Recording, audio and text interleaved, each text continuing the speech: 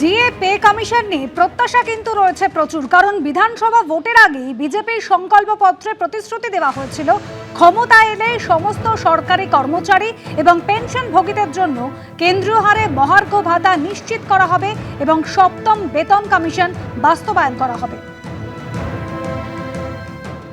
सभी सरकारी कर्मचारियों व पेंशन भोगियों के लिए डीए सुनिश्चित किया जाएगा और 45 दिन के अंदर ही 7वें वेतन आयोग को लागू कर सभी कर्मचारियों का सम्मान करने का काम नई बनने वाली भारतीय जनता पार्टी की सरकार करेगी। আর রাজ্যের মন্ত্রী দিলীপ ঘোষ এ প্রসঙ্গে কি বলেছেন শোনাবো। মুখ্যমন্ত্রী বলেই দিয়েছেন সবই হবে আস্তে আস্তে, কেন্দ্র সরকারের স্তরেই সমস্ত দেওয়া হবে।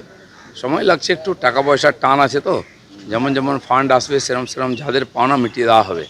সেজন্য গত সপ্তাহে যে ক্যাবিনেট মিটিং হয়েছিল, যা যা আমরা সিদ্ধান্ত নিয়েছিলাম প্রায় সবই হয়ে গেছে ইমপ্লিমেন্ট। এবারে এই ধরনের কিছু পেন্ডিং বিষয় আছে, সেগুলো নিয়ে আজকে চর্চা হবে। পরে খবরে আসবো, আসানসোলে পুলিশের ওপর হামলার ঘটনায় ব্যাপক ধরপাকড়, ফাঁড়ি ভাঙচুর সহ তাণ্ডবের অভিযোগে গ্রেফতার করা হলো ২৬ জনকে। ধৃতরা সকলেই আসানসোলের বাসিন্দা। আবারও জানিয়ে রাখি, ফাঁড়ি ভাঙচুর সহ তাণ্ডবের অভিযোগ ছিল। আসানসোলে পুলিশের ওপর হামলার ঘটনায় ব্যাপক ধরপাকড়, ইতিমধ্যেই ২৬ জনকে গ্রেফতার করা হয়েছে।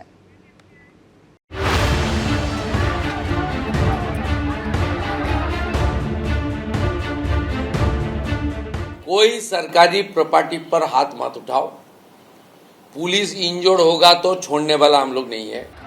আসানসোলে ফাঁড়ি ভাঙচুর, পুলিশের উপর আক্রমণের ঘটনায় শনিবারই হুঁশিয়ারি দিয়েছিলেন মুখ্যমন্ত্রী। সেই ঘটনায় অনেককে গ্রেফতার করেছে পুলিশ।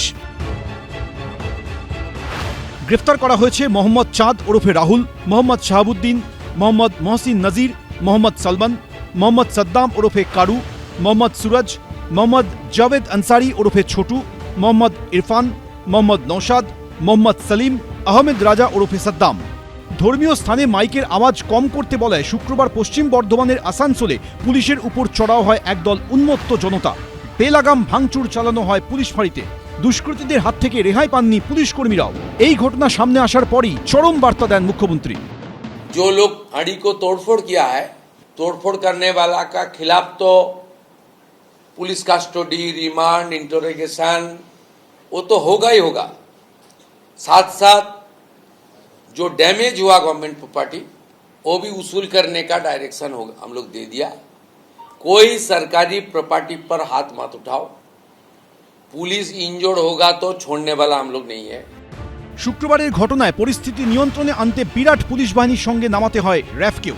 ধৃতদের বাকিরা হলেন মোহাম্মদ শামসাদ ওরফে গোরকা, মোহাম্মদ ওয়াসিম, মোহাম্মদ পারভেজ ওরফে বিট্টি রাজা, মোহাম্মদ হাসনাইন ওরফে ধনরাজ, মোহাম্মদ আবির ওরফে টাইগার, মোহাম্মদ হাসান, আকিব খান ওরফে মোহাম্মদ আহমেদ হুসেন খান, মোহাম্মদ ইসমাইল খান ওরফে আরিয়ান। আইন কিন্তু সব আছে, কিন্তু আইন ইমপ্লিমেন্টেশন কোথাও ছিল না। তুমি বাস পোড়াবে, থানা ভাঙচুর করবে, পুলিশের গাড়ি জ্বালিয়ে দেওয়া হবে, সরকারি গাড়ি জ্বালিয়ে দেওয়া হবে, তাদেরকে ধরা হবে, তাদের সম্পত্তি বাজেয়াপ্ত করে সেই দাম তোলা হবে। এই বার্তা যদি যেত তাহলে কিন্তু আজকের এই এত দূর বাড়তে পারতো না, এত ঘটনা আনতে পারতো না। গত বছরের এপ্রিল মমতা বন্দ্যোপাধ্যায় সরকারের আমলে ওয়াকফ বিক্ষোভের নামে এভাবেই অশান্তির আগুন ছড়িয়েছিল মুর্শিদাবাদের নানা জায়গায়। অগ্নিগর্ভ হয়ে ওঠে শামশেরগঞ্জ, ধুলিয়ান সহ একাধিক এলাকা। কোথাও দাউ দাউ করে জ্বালিয়ে দেওয়া হয় পুলিশের গাড়ি, কোথাও পুলিশকে লক্ষ্য করে উড়ে আসে ইট। এমনকি হামলাকারীদের ভয়ে পুলিশের দোকানে লুকোনোর ছবিও সামনে আসে। প্রশ্ন উঠছে, তখন যদি পুলিশ কড়া পদক্ষেপ করত তাহলে আসানসোলে এই ঘটনা ঘটাতে কেউ সাহস পেত? এর আগে যে ঘটনাগুলো হয়েছে, যে সেই ঘটনাতে কালিয়াচকের মতন কালিয়াচকের থানা পুড়িয়ে দেওয়া হলো, অন্যান্য জায়গায় দারুণভাবে বিশৃঙ্খলা সৃষ্টি করলো, ট্রেনে আগুন লাগিয়ে দেওয়া হলো। শামশেরগঞ্জের মতন ঘটনায় দীর্ঘ সময় ধরে রাস্তা অচল করে রাখা হয়েছে এবং প্রচণ্ড পরিমাণে পুলিশের গাড়ি ভাঙচুর করা হয়েছে, স্টেট ট্রান্সপোর্টের গাড়ি ভাঙচুর করা হয়েছে, জনগণের কোনো অস্তিত্ব নেই, মারধর করা হচ্ছে, পুলিশ কর্মী ইনজিওর্ড করা হয়েছে। এই আটকাতে গেলে দরকার ছিল আইনের শাসন। সেই আইনের শাসন এই বর্তমান সরকার এসে প্রতিষ্ঠিত করেছে। আসানসোলের ঘটনায় ধৃতদের মধ্যে বাকিরা হলেন মোহাম্মদ ইরশাদ ওরফে কালমা, মোহাম্মদ আসলাম, শাহনাজ হোসেন, মোহাম্মদ জাভিদ শাহ, মোহাম্মদ সোনু এবং মোহাম্মদ সরফরাজ। ধৃতরা সকলেই আসানসোলের বাসিন্দা বলে জানিয়েছে পুলিশ। কৌশিক গাতাইত, পার্থপ্রতিম ঘোষ, এবিপি আনন্দ। বেআইনি দখলদার উচ্ছেদ করতে হাওড়া এবং শিয়ালদা স্টেশনের বাইরে চলল অভিযান। ফাঁকা করে দেওয়া হলো প্ল্যাটফর্ম এবং স্টেশন চত্বর।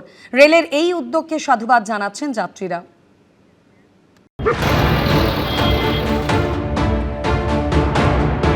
यहाँ कोई नाटक नहीं हो रहा है। आप लोग अपना अपना काम कीजिए प्लीज। प्रशासन को प्रशासन का काम करने दीजिए। এমনিতেই প্রতিদিন হাজার হাজার যাত্রীর আনাগোনা। ঘিঞ্জি সংকীর্ণ রাস্তা দিয়ে প্ল্যাটফর্ম পর্যন্ত ব্যাগপত্র নিয়ে পৌঁছনোই কার্যত চ্যালেঞ্জ হয়ে দাঁড়িয়েছিল যাত্রীদের কাছে। এবার হাওড়া স্টেশনের বাইরে চলল বেআইনি দখলদার উচ্ছেদ অভিযান।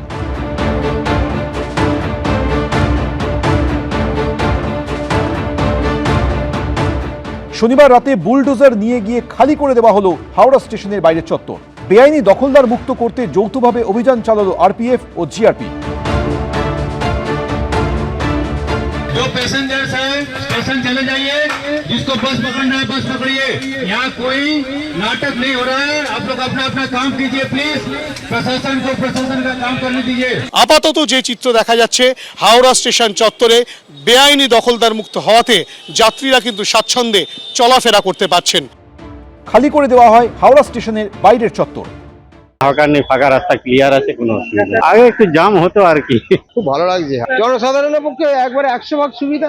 এখান থেকে ওখানে যেতে 15 মিনিট 20 মিনিট সময় লাগতো। শুক্রবারই আরপিএফ এর তরফে দোকানদারদের সরে যাওয়ার জন্য নোটিশ দেওয়া হয়। বেশিরভাগ দোকানদার না সরায় শনিবার রাতে ভেঙে ফেলা হলো জবরদখল। রেলের জায়গা, সরকারি জায়গা, সব জায়গায় কবজা হয়ে বসে আছে এবং কিছু লোক যারা টিএমসির সহযোগিতায়, টিএমসির নেতা, পড়ে দালাল, গুন্ডা, তারা সরকারি জায়গাকে আর অবৈধভাবে ব্যবহার করে লাভ নিচ্ছে। সেগুলো আস্তে আস্তে পরিষ্কার। শুধু হাওড়া নয়, শিয়ালদা স্টেশনে প্ল্যাটফর্মের উপরে থাকা বেআইনি দোকানও ভেঙে ফেলা হয়। প্ল্যাটফর্মে স্বাচ্ছন্দ্যে চলাফেরা করার জন্য সেই প্ল্যাটফর্ম ফিরে পেল যাত্রীরা। এইটা হলো শিয়ালদা প্ল্যাটফর্মের ছবি। আমরা রয়েছি শিয়ালদা স্টেশনে। শিয়ালদার যে কটি প্ল্যাটফর্ম রয়েছে সব কটি প্ল্যাটফর্মেই কিন্তু বেআইনি দখলদার মুক্ত করা হয়েছে রেল কর্তৃপক্ষের তরফ থেকে। আজকের ছবিটা দেখে তো ভালো লাগছে। তো এটা যদি স্থায়ী হয় সাধারণ নিত্যযাত্রীদের, অফিস যাত্রীদের জন্য খুব ভালো হবে। শনিবার রাতে শিয়ালদা স্টেশনের বাইরেও সরিয়ে দেওয়া হয় বহু অস্থায়ী দোকান। এই প্রসঙ্গে প্রাক্তন মুখ্যমন্ত্রী ও তৃণমূল নেত্রী মমতা বন্দ্যোপাধ্যায় এক্স হ্যান্ডেলে লিখেছেন, বাংলা বুলডোজার রাজনীতিতে বিশ্বাসী নয়। সংস্কৃতি, সহমর্মিতা এবং অন্যায়ের বিরুদ্ধে প্রতিরোধের ভিত্তির ওপর গড়ে ওঠা এই রাজ্যে বুলডোজার কখনোই শাসনের ভাষা হয়ে উঠতে পারে না। পূর্ব রেল সূত্রে খবর, বিভিন্ন সময় ট্রেন মিস হয়ে যাওয়ায় দীর্ঘদিন ধরেই যাত্রীরা অভিযোগ করছিলেন। এরপরই দখলমুক্ত করার সিদ্ধান্ত নেওয়া হয়েছে। সুনীত হালদার, হিন্দোল দে, ব্রতদীপ ভট্টাচার্য, এবিপি আনন্দ। এবিপি আনন্দ, এগিয়ে থাকে, এগিয়ে রাখে।